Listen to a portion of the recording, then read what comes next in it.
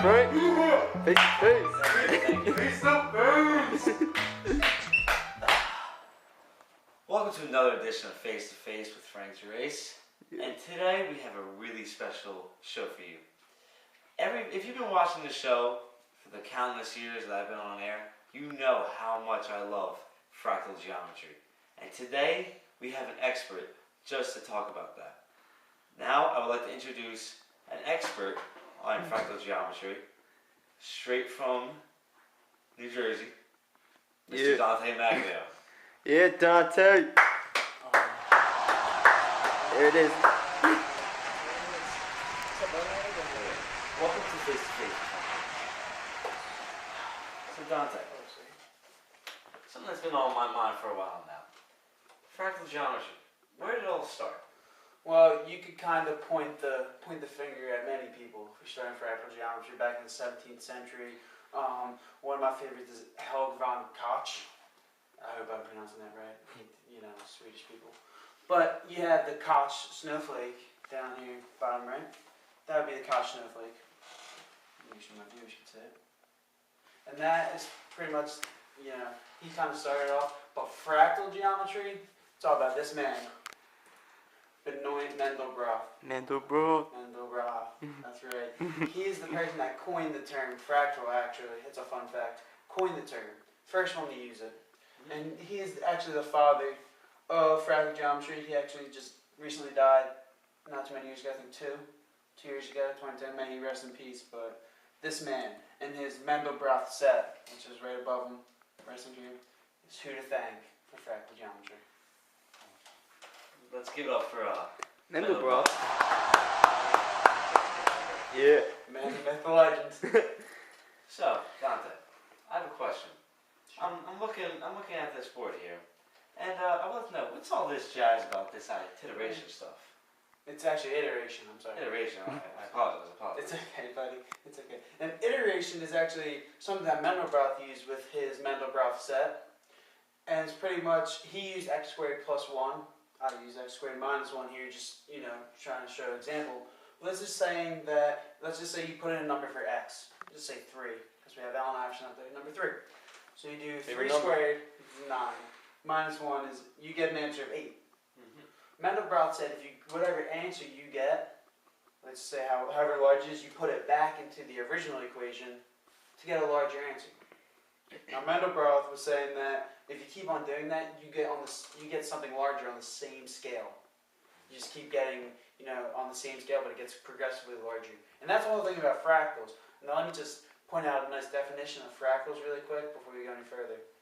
There's one little word, actually it's 2 words, to describe fractal geometry. It's self-similarity. Some people are like scratching their heads. What does this mean? What does that mean? It just means, it just means wherever you look at something, at a piece that has fractals in it, wherever you look, whether you're really zoomed in really close, or zoomed out as far as you can get, you're going to be looking at virtually the same thing. And you're not going to know whether or not it's zoomed in so close or zoomed out so far. And that's why we have here the names.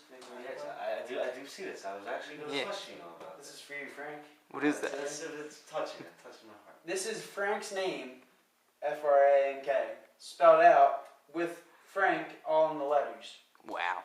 So can you see that's impressive. Can you see? Oh my goodness gracious. It says Frank a bunch of times to form the letters that you would spell Frank in. Actually, a teacher told me how to do this, and he's saying that you could be zoomed in as far as this, and you may just think it says Frank. So you're not going to think anything of it. You're just going to think, oh, it says Frank. But as you keep on zooming out and zooming out and zooming out, it's going to say Frank again. Wow.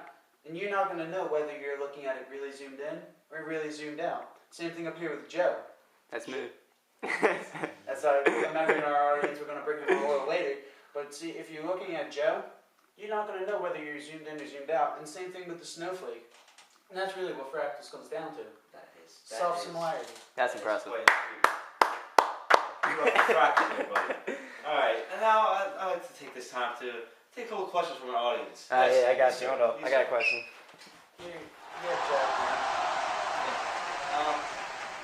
How is fractals used in everyday life? Well, it's funny because people don't really know. people just think, oh, it's another calculus principle. We're not going to use it in everyday life, right? Wrong. We actually use this every day.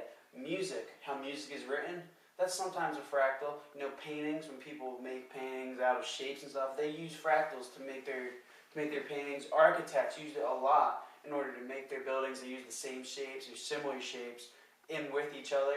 And when they're making designs for their buildings, they'll use similar shapes with each other in order to make a building and make a design.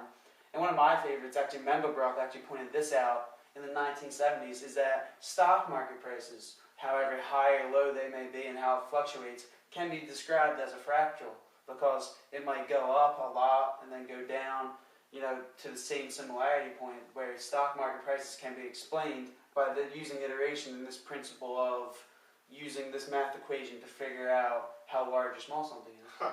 Well, thanks. It is used every day, and not a lot of people know it, but the math part, especially with the stock market, the math part a lot, but even fractals, the self-similarity principles used in music, architecture, paintings, just a bunch of stuff. Well, thanks. It's crazy, dude. Joe, Thanks for answering That's a good question, young that was chap. a Thank great you, question, thank you. Joe. That was tremendous. I only ask good questions. Well, Dante, it was a pleasure having you on the show. Oh, And it was great to learn about my favorite thing, which is fractal geometry. Yeah, Dante. Dante. Man, I just love being on your show. Face to face. Face to face. I watch it every day. So. Thanks so much. For our audience, make sure to tune in next week. We'll have a brand new show when we'll interview tons of colorful guests. So join us next time. All right. Yeah, Frank.